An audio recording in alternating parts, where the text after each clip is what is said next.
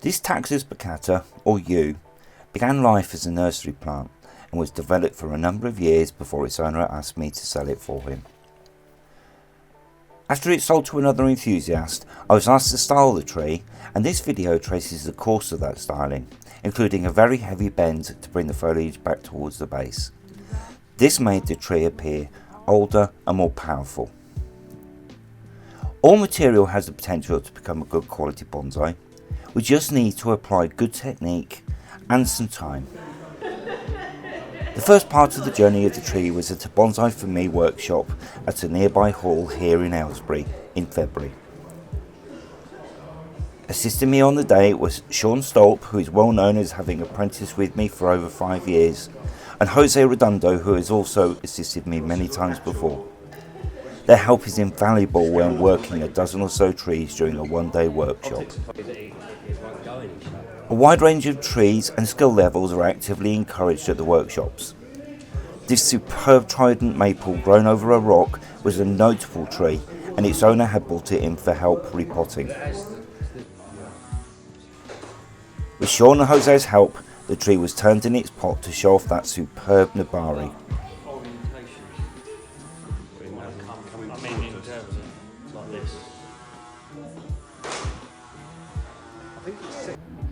So back to the yew. As it can be seen here, it's very strong and healthy, but that upper branch needed pulling back towards the base so a crown and branch structure could then be built. My intention was to then turn the extended lower branch into a gin, if it was safe to do so for the health of the tree. I start by splitting the thick branch lengthways using branch splitters. The half I am splitting away has already been established as being dead, and its removal will make it easier to bend the live half. You know, it's not even like it's died off. Yeah. Where this branch has been pruned.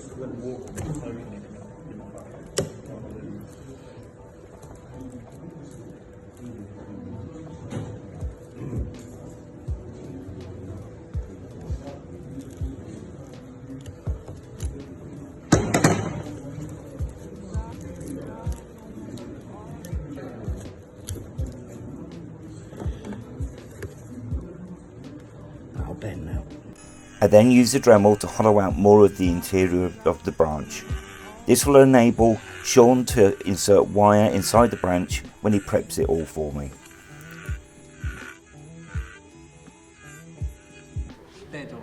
While Sean preps the yew branch, I have the opportunity to work with other participants at the workshop. This amazing old twisted Scots pine was wired during the course of the day, and then it was styled.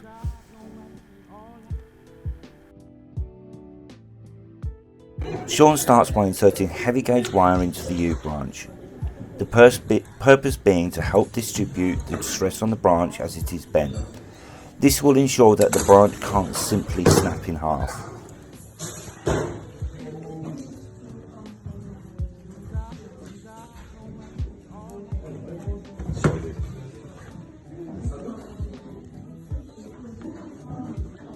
So we are going to ram this hole with as many of these as we can.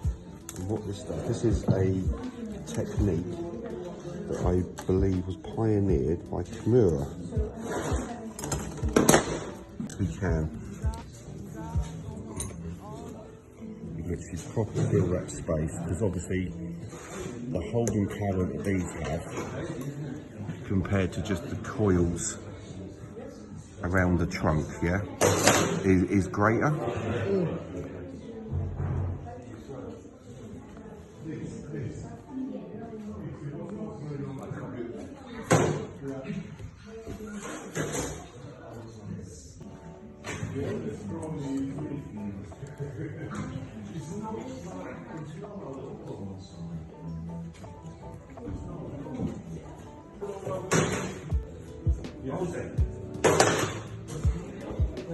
And this is a really, really good technique of getting, you're replacing that central core of the dead hole with something that's strong but flexible.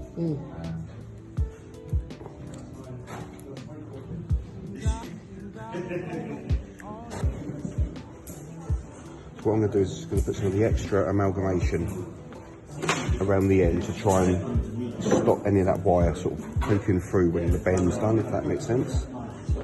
Yeah? Yeah. Sean then uses elasticated self-amalgamating tape to secure the wire into position.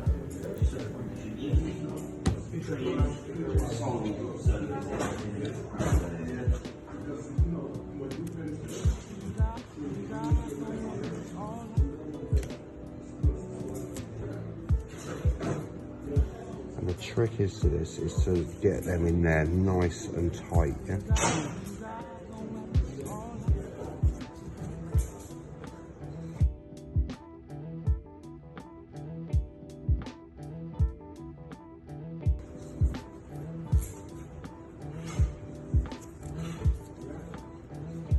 Because obviously that is now your backbone, that bend. You can do a larger lump of it on the end of this because it's on that deadwood piece.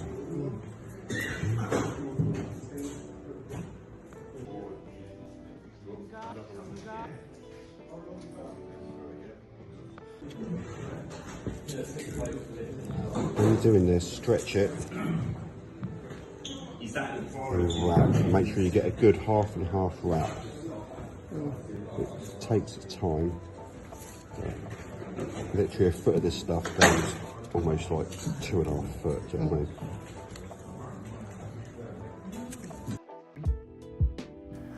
Although raffia is traditionally used for protecting branches when they are bent, I much prefer more modern materials such as this tape or elasticated cloth.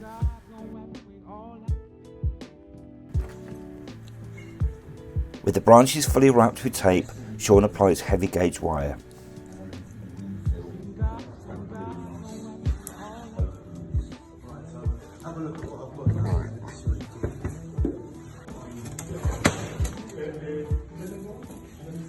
It could be a bit tight here, I know.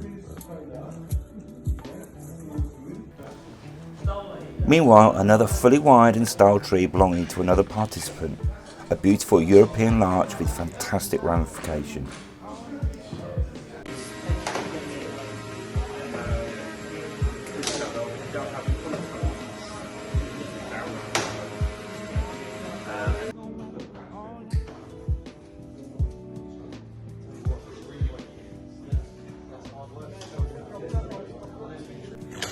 With Sean's prep work finished, I add some elasticated cloth to protect the bark on the trunk.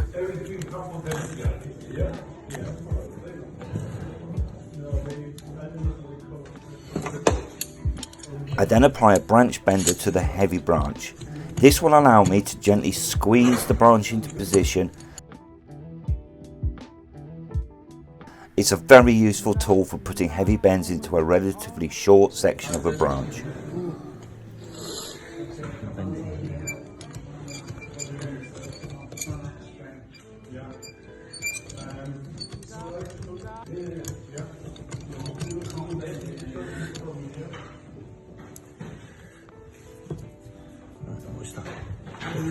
Look at the bending.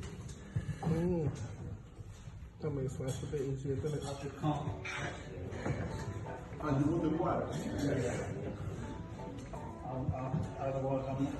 She's off. She's left the building, mate.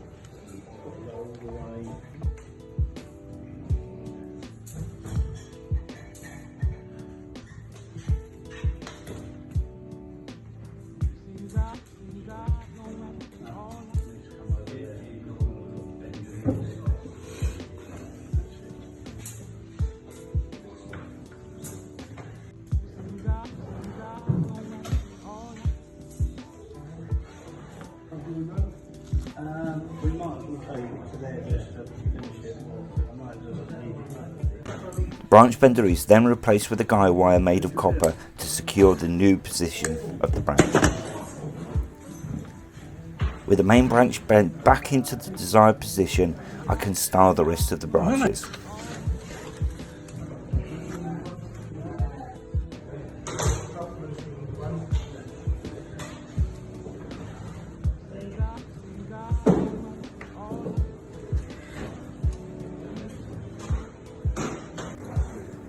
As I'm confident that the bend has been successful without any damage to the cambium layer, I strip the live growth from the lower extending branch.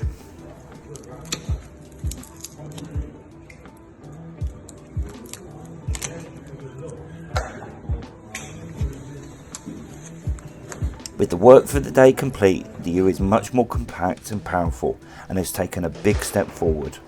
However, we decided that I should take the tree back to my garden and carve the lower branch properly and add some shari further back above the base. This is the tree after my first carving session. The wood is then hardened with cyanoacrylate before a second carving session to add further detail.